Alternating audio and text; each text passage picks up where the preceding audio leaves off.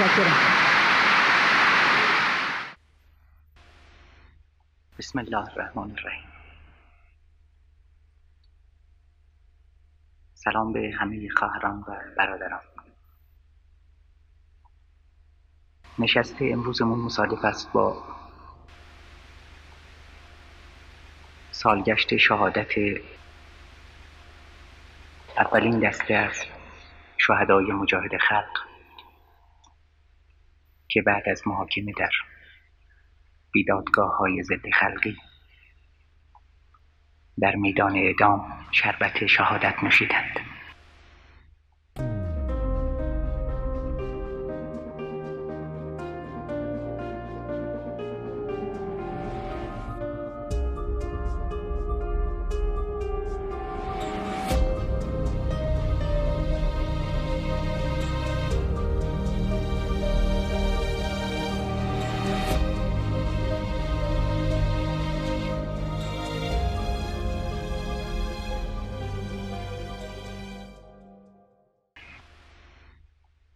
همینطور امروز گرامی می‌داریم شهادت 9 زندانی شهید رو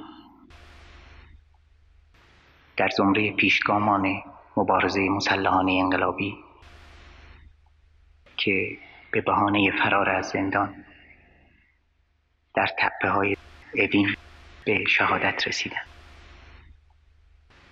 و با چه مظلومیتی.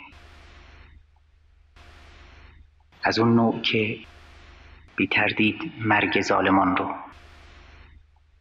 بشارت میداد و متحقق میکرد.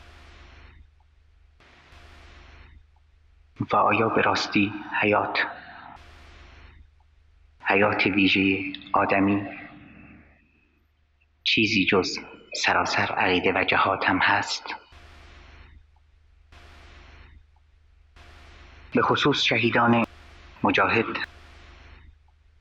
در زمره کسانی بودند که خودشون در پیریزی بحث‌های امروزه ما سهیم بودند و خدا کنه که ما هم از همین طریق در رستگاری و فوز عظیمی که اونها بهش نائل شدند سهیم بشیم. بعد از بحث‌هایی که تا به حال کردیم روشنه که به راستی اونها معنی وجود رو، معنی رستگاری رو با تمام شکوه و عظمتش درک کردند و خدا کنه که ما هم به مقام و هم به راه اونها وفادار باشیم، یعنی اونها رو در تمامیتشون درک بکنیم. بنابراین ایدئولوژی برای رفتگان ما چراغ و راهنمای عمل بود و باز هم خدا کنه که برای موندگانمون هم در عمل تجلی خودش رو پیدا بکنه.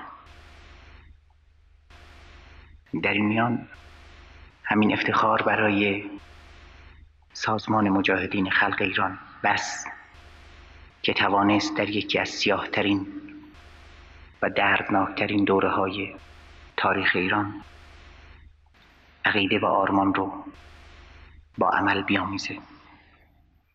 وجود شهیدان امروز گواهی است بر این آمیزش انقلابی میان آرمان و عمل.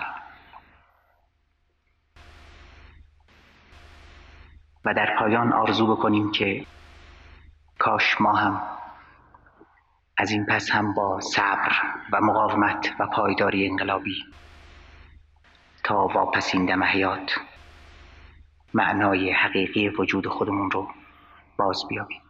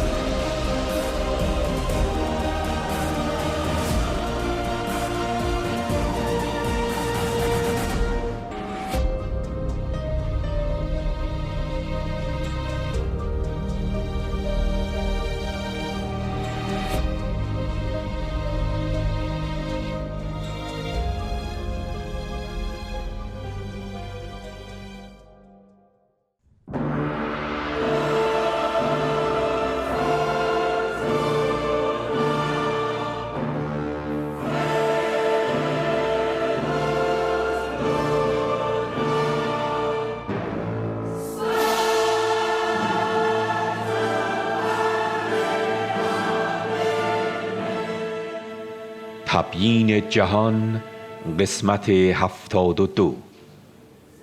تبیین ماتریال دیالکتیک تکامل. معنای حرکت خود به خودی در تکامل. پاسخ به 3 پرسش.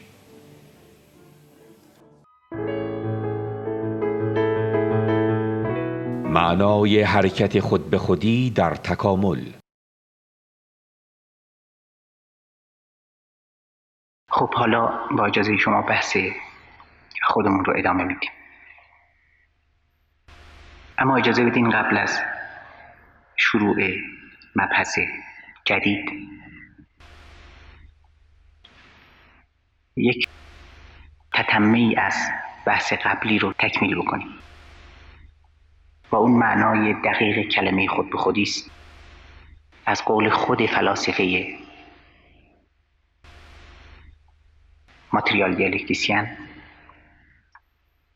چون که یادمون هست بس به اونجا رسیده بود که داشتیم کلمه تکامل رو از روی فرهنگ لغت فلسفی میخوندیم که اون رو جریانی معرفی کرد خود به خودی، و حالا میخوایم ببینیم که معنای دقیق خودی کلمه چیه.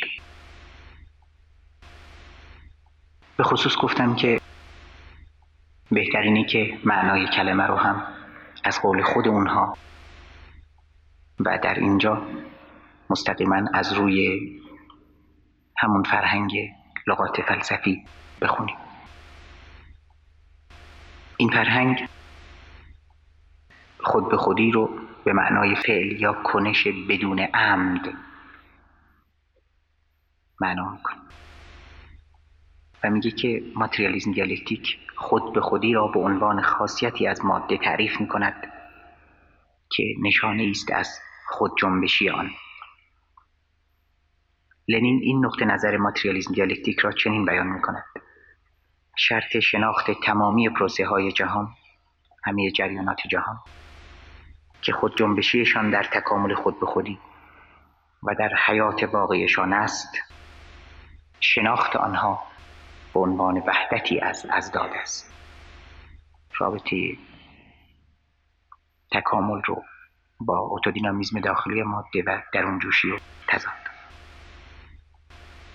شناخت حرکت خود به خودی تکامل و احتیاج و نیاز به در نظر گرفتن تأثیرات خارجی بر شیء در حال تکامل و رابطه متقابلش با دنیای عینی به عنوان یک کل را رد نمی کند.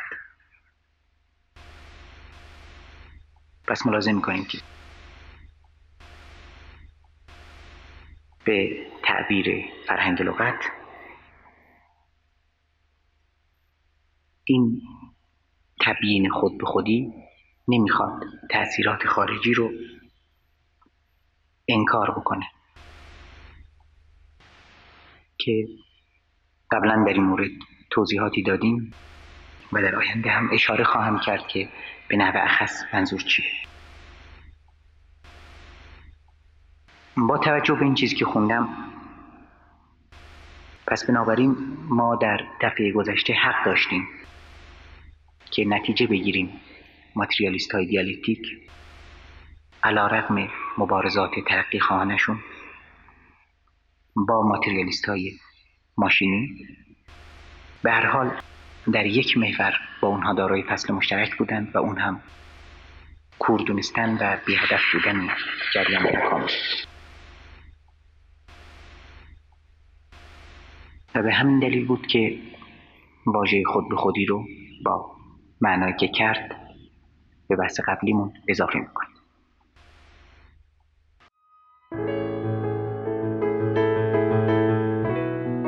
سؤال اول. اما باز هم قبل از پرداختن به مطلب جدید اجازه بدین من در همینجا جواب 1-2 تا سوال رو که این هفته رسیده بود بدم. تعدادی از سوالات اساساً حول این بود که آیا میشه هم تضاد رو قبول داشت و هم خدا رو، و آیا میشه هم دیالکتیک رو پذیرفت و هم خدا رو؟ گویا که شرح مفصل جواب مربوط به این سوال رو ما در تبیین توحیدی خواهیم دید، ولی در همینجا به اختصار اشاره میکنم که اولا همونطور که دیدیم خیلی از موحدین بودند که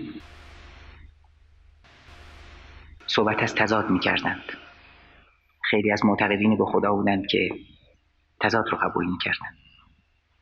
بنابراین جواب در یک عبارت اینه که بسته به کادری است که ما دیالکتیک یا جوهرش تضاد رو درون میریزیم.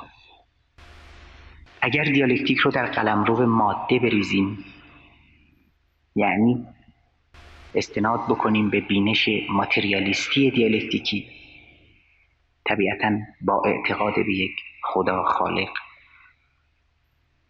نمیخونه، سازگار نیست. معنی خود ماتریالیسم دیالکتیک هم یعنی این که وجود رو سراسر مادی و به گونه ای دیالکتیکی دیدن. ماده هم که روشن همیشه در حال حرکت و ضمناً متضاد است. ولی اگر کسی فرمول وجود مساوی ماده رو قبول نداشته باشه، به عبارت دیگه دیالکتیک رو نه بر سراسر هستی بلکه در مورد پدیده های مادی، واقعیت های مادی قبول داشته باشه، اون وقت بحث عوض میشه. یعنی اینکه شما میگین اگر ماده است، بله در حال حرکت است و متضاد، اما اینکه سراسر هستی ماده است، خیر. پس بنابراین همطور که گفتم مفصل ترش رو میگذاریم در تبیین توحیدی. ولی باز این نکته رو باید ذکر کرد که از تعمیم دیالکتیک به سراسر هستی بود. دیالکتیکی گفتیم خودش از ماده در اومده، بعد که تعمیمش میدیم به سراسر هستی، بخوایم به مطلق هستی هم دیالکتیکی نگاه بکنیم، اون وقت راه میبریم به همون استدلالی که ما قبولش نداشتیم و اون این بود که دیالکتیک بدون ماتریالیسم به اصطلاح بدن بدون سر.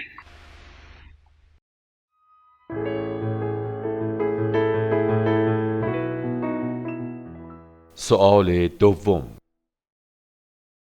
در همین رابطه سوال دیگری بود که خواهر یا برادری پرسیده بودند که وقتی میگیم تکامل درون ذات هست یا درون جوش، آیا این همه هستی رو در بر میگیره و خلاصه آیا به این ترتیب خدا رو نفی نکردیم؟ باز هم اینجا وقتی میگیم درون جوش معطوف به تمام پدیده های در حال تکامل، یعنی همون واقعیت در حال حرکت و تکامل، یعنی همون واقعیت عینی و خلاصه مادی. بنابراین وقتی صحبت از درون جوشی میکنیم، این درون جوشی معطوف به باز خود ماده. اما اینکه آیا این درون جوشی چگونه تبیین میشه؟ آیا این درون جوشی میشود مادی تبیین بشه؟ یعنی بگیم که ماده است و ماده که البته تعریفش رو میدونیم، ماده متضاد در حال حرکت و الی آخر. باز اینجا بحث عوض میشه به این معنا که وقتی که میگیم این درون جوشی رو نمیشود در کادر مادی تبیین کرد، اون وقت جواب سوال شما این است که نه. ولی هنوز ما توضیح ندادیم، یعنی هنوز به تبیین توحیدی نرسیدیم که درون جوشی رو ما چگونه میبینیم. بعداً سری خواهیم زد به ملا صدرا که ببینیم این رو چطور تفسیر میکنیم.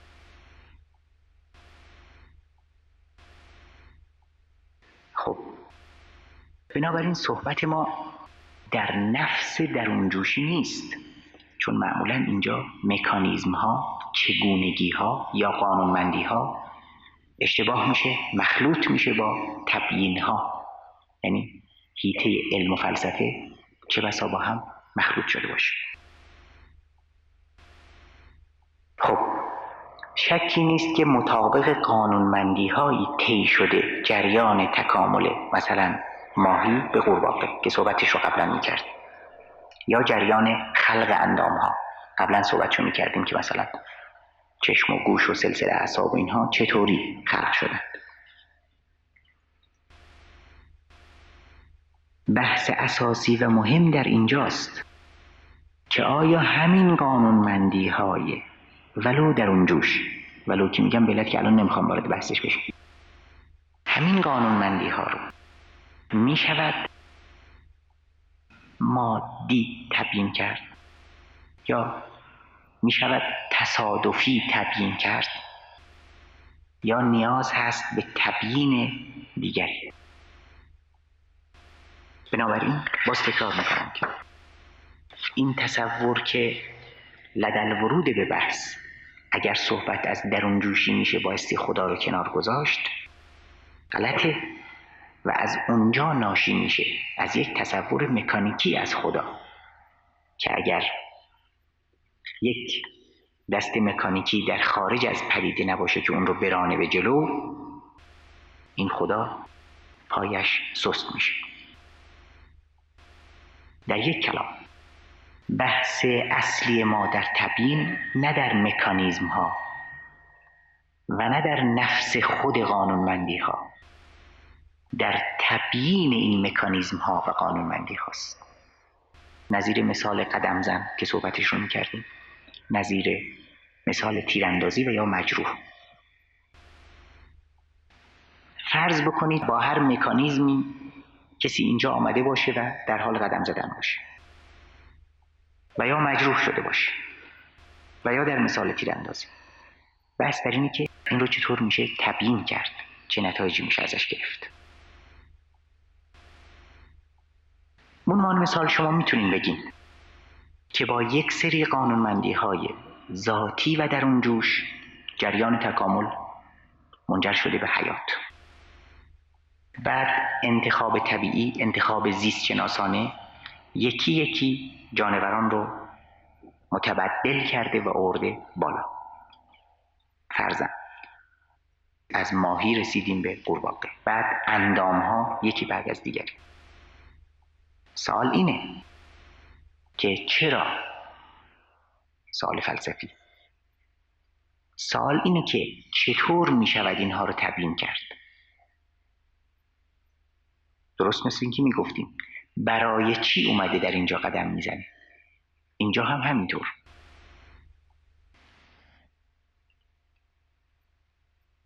چطور شده یا چطور میشه تبیین کرد؟ آیا تصادفی شده که این کارها به اینجا رسیده؟ آیا خود به خودی به اینجا رسیده؟ یا الی آخر که در بحث‌های بعدیم بیشتر روشن خواهد شد. چون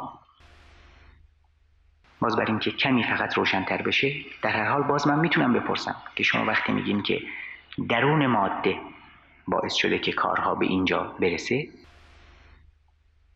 ذات ماده، خب سوال بکنم که ذات ماده چیه که چنین استعداد خارق العاده و شگفت انگیزی درش نهفته است؟ یک مثال تاریخی است اصلا در این مورد.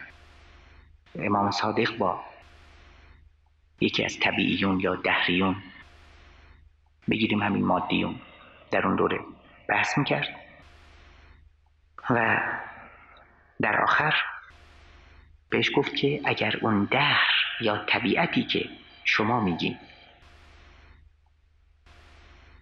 وجودی است قادر و شاعر، دیگه حرفی با هم نداریم. وقتی بحث میکردن اون منشأ همه تحولات و تبدلات رو نسبت میداد به دهر، به طبیعت. خیلی خوب، این طبیعت پس از پیش روشن بوده براش یا به هر حال مشخص بوده، هر کلمه‌ای که بخوایم بگیم، که قرار است به کجا برسه و تونسته هم راهی رو که قرار بوده بره. پس هم شاعر است، شعور داره، و هم قادر. خیلی خوب، دیگه اختلافی نداره. کمونطور گفتم باز در این مورد بحث خواهیم کرد.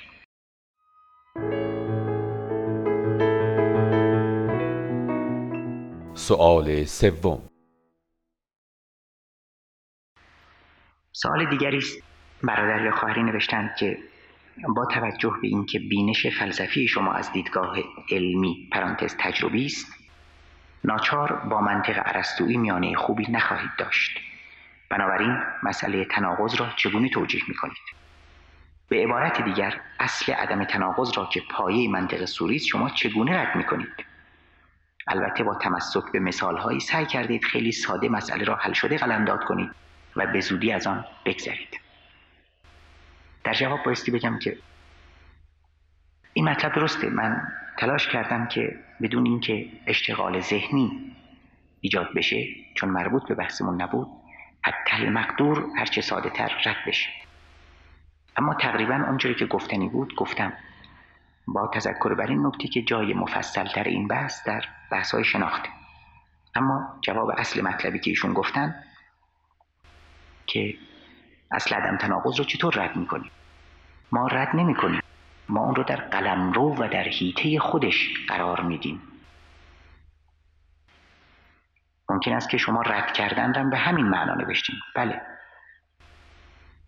وقتی که میخوایم اشیاء رو در حال حرکت، در حال شدن، در گذشته و آینده به صورت جریان و خلاصه به طور دینامیک و پویا ارزیابی بکنیم، کاری به این اصل عدم تناقض نداریم.